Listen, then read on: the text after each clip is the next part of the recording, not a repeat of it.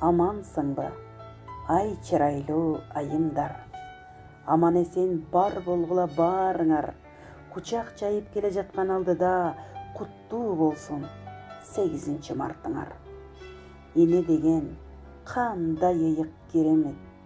Бул дүйнөдө энеге не тең келет?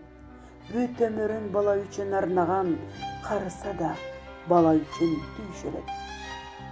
Бала десе эт жүрөк эзилет, чоңойсо да наристедей сезилет.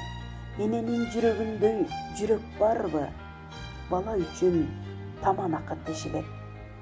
Энекеңди көзү барда сыйлагын, басып өттү татаал жолдун кыйласын. Катуу айтса капа кылбай кабыл ал, балаң дагы дал өзүңдөй сыйласын.